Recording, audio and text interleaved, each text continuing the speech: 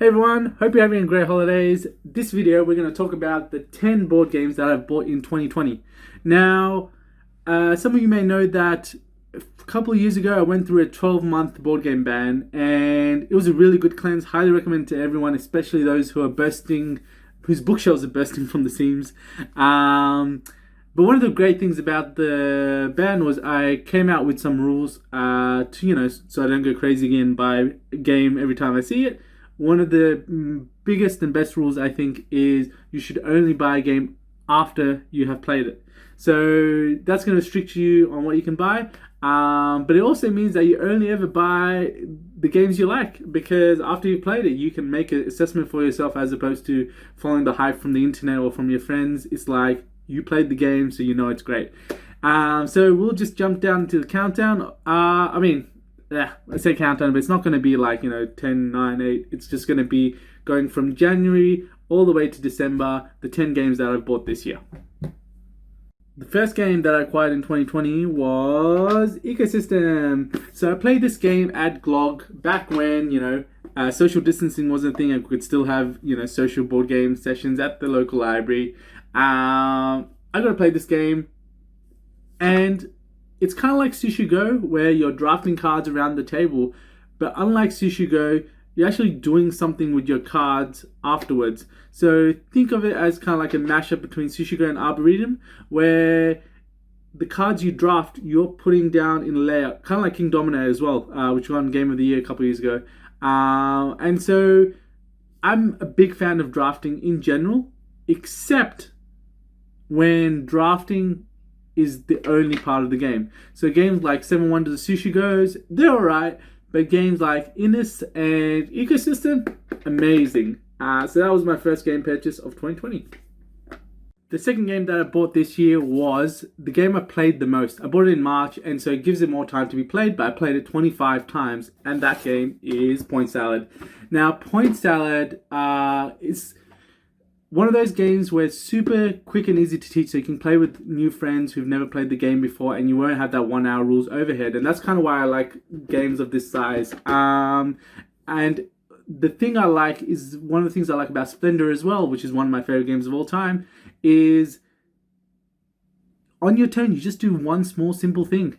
And that's it, your turn's done. You just have to do one thing, and that's all you got to think about on your turn. And everyone else is doing one simple thing, so by the time it's your turn again, you kind of already got an idea of what you want to do.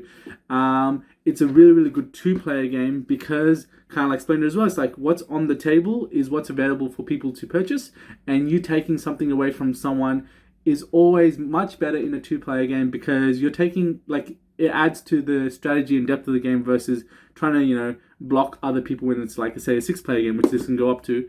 But in a two-player game, it's like another level of strategies, which is worth playing. So Point Salad is the second game on this list. The third game that I bought this year is for all the fans of Dixit, because the game I bought was Detective Club. Now, just like this, it's got all these amazing, pretty pictures. And it kind of matched it with the game Spyfall, which was popular a couple of years ago, where everyone on the table knows a secret clue, except for one person, and that one person is trying to be the mole and try to pretend like they're in the group, and it executes it really well. Like, it's like, unlike games like Spyfall or other words games, it's like a lot of what you can do is restricted by what's written on the card, whereas with Detective Club and with Dixit, you have your imaginations to pick a clue from, because all these pretty pictures will remind you of something. It's kind of like picture association is the term I like to use.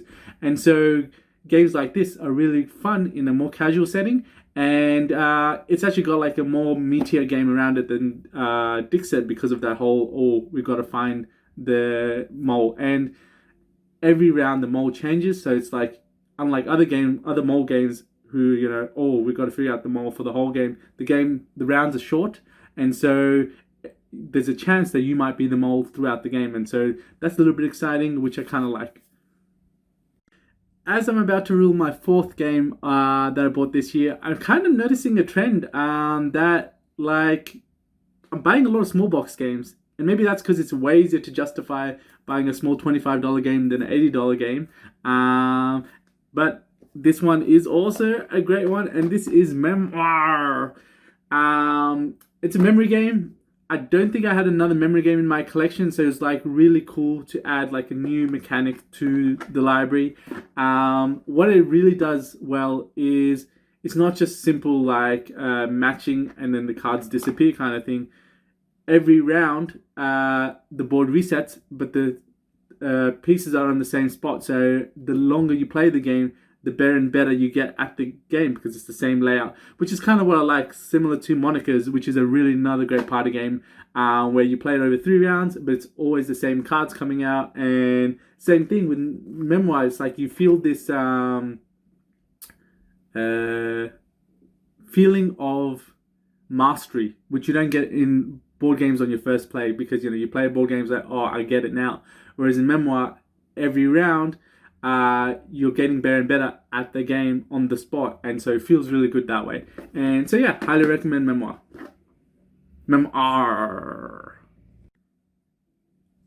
I love the next game on the list, but it hurts me to introduce it because it goes with the sad fact that this game was nominated for Game of the Year. But just like Splendor, it lost to a party game. Like, what is happening? Nova Luna. That is the game that should have won Game of the Year. It is way better than the other 2 nominees. I don't know what I think about Game of the Year award anymore. Because this is an excellent game. Like Azul, like other games that have won, like King Domino, I guess, as well. Maybe that's one of the reasons why I didn't win. It's like drafting on an open table. You can see what's going around. Is a mechanic that's maybe overdone now? Who knows? But this is an excellent game. You need to check out Nova Luna. If you like previous Game of the Year winners, like I said, like Azul, like King Domino, Nova Luna fits that group. Plays really well 2, 3, and 4. Highly recommend Nova Luna. The next game on my list is probably the most hyped game of 2020. And that's because at the end of 2019, when all these famous board game YouTubers were making their favorite games of the year lists, they kept mentioning this game, even though it wasn't out yet. It was like, I wish I could have put this game on my list because it's not out in English, so I'm not going to put it. I'm going to wait till next year to put it on the list. And yes, it is an amazing game. The game is The Crew. Whoops. I've actually lent it out because it's such a great game. And the reason I'm holding a deck of cards is because it's a trick-taking game. If I didn't grow up playing trick-taking games similar to Bridge, I would not love The Crew. Despite it being a cooperative game, pandemic, oh my god, get out of here. Like, I just don't like cooperative in general, because when I play a game, I want to play with the players. I want to play mind games.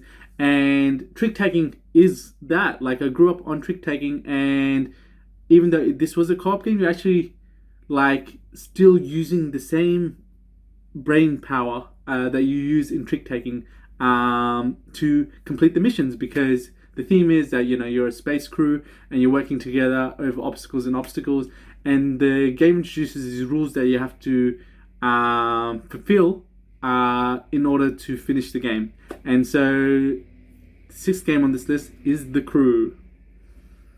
I really should have been updating what month I bought these games, because we've got 4 games left and we're already up to November now. And yeah, that's probably because it's been a very tough year, less opportunities. And yes, I did break a few of my rules of buying games before I played them, and that was only the big hype ones like The Crew and Detective Club I also bought without playing, and Nova Luna. But this one I got to play. It was Boomerang. We had a convention in Canberra, which was amazing. It was so good to be able to see everyone again. And Boomerang is a drafting game. You're collecting locations, and those locations will have a couple of attributes on them, and you're trying to do a bit of set collection points, because it's probably hard to see in this picture. Let me see. There we go. You can see you're collecting road signs, and you get points. In this one, if you collect a number of wombats, you'll get that points on there. You're collecting combinations, so this is activities. You'll do swimming at this activity, you'll do hiking at this activity, etc. And as you're going across Australia, you're also trying to complete the locations in different states. And so you'll play this over a couple of rounds, and each time you're trying to do something different. So before you might have collected heavily into cards in New South Wales, for example. Because you've already scored those points, next round you want to collect cards in WA. And that's really cool because you're actually caring about what the other players are doing, unlike a lot of other drafting games. Once you've got the cards you've drafted, you're locked into that strategy. In this game, you're actually changing what you're collecting each round because you've already scored them, and so you don't want to collect the same cards again. And noticing what other players have collected is like a big advantage to you because you're like, well, last round, people have already collected WA cards, and so maybe that's going to be more open to me. And I love drafting games where you actually think about what the other players are doing. Just like when I drafted Magic the Gathering, it's like, these cards are available, like I should kind of jump into that. And Boomerang does that, unlike a lot of other drafting games. So that's my last purchase of the year. I've got to apologize as I revealed the 8th game that I bought this year because we played again at the same LFG SN Unplugged convention, and it was amazing. I needed to buy it on the spot because this game is hard to get. You can only get it either directly on the publisher's website because Australian board game stores just don't stock it. Apart from LFG, I was like, what? You've got this game? And let's give it a go because it was quite hyped a couple of years back, 2019, I think. And once I played it with my friends and they're like, oh my god, this is amazing. I told them about there's only one place you can get it in Canberra/Australia, and we kind of bought all the copies that are available. So there was 3 copies left. 2 of my friends who played with me, they bought it, and then the 3rd one I bought as a gift for someone else. And then the 4th copy was this one, QE. It's amazing. It's like you are a central bank of a country bailing out companies, and because you're a central bank, you can just write a blank check, make whatever number you want to buy the company up. It's like a hidden auction game, hidden bidding game, I should say. Auction implies that you're bidding over and over again for the same thing, but with the hidden bidding game, you just have one go. It's like, it's secret what you're going to bid apart from the auctioneer who changes each round, who knows what your bids are going to be. It's like, I'm going to put in $1,000 to bid for this company, and someone else might have put in $2,000, but you don't know. And so that tension is like quite exciting. And so yeah, highly recommend QE. You can still buy it from the website of the publisher. Get it, it's amazing. Regular viewers, it will come to no surprise what is the next game on this list, and that is Marvel Splendor. I love Splendor so much, and I was so worried that they announced this. I was like, oh my god, it's just a cash grab. What are they doing to my favorite game of all time? And I was not disappointed. Like, I was going in like very scared that this might not be a good game. But over time, as I heard more and more about the game from different reviewers, I was like, actually, that's interesting what they've done.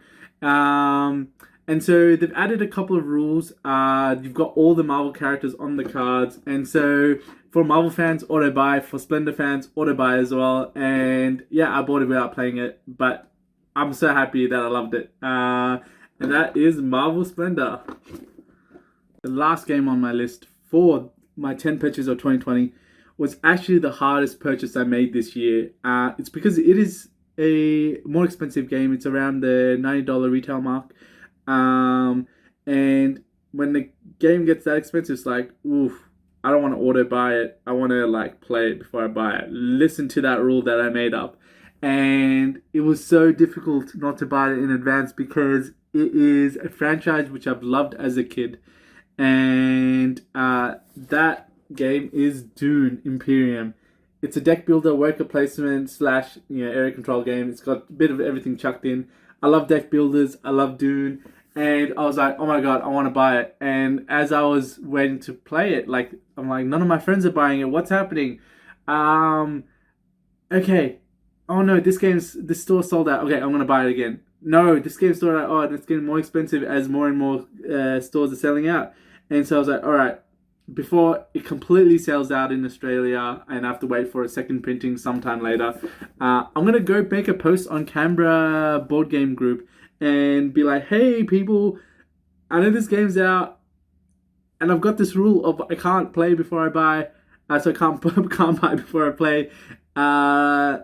Tell me what your opinions are. like, because I'm like this close to buying it, and I just like, please tell me it's good.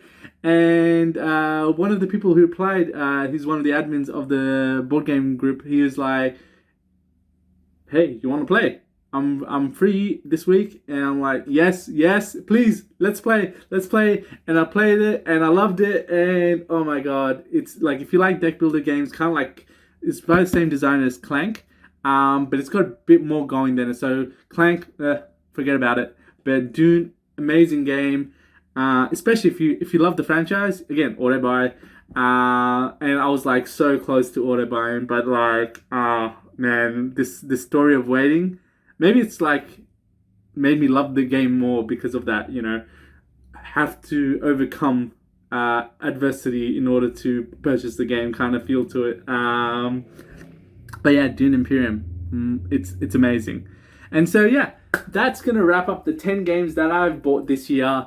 Thanks for watching. Hope you found that entertaining. And yeah, if you want to talk about it in more detail with me, just give me a PM. Let's have a chat, because all these 10 games I can highly recommend. And so yeah, I'll see you guys soon. Bye bye.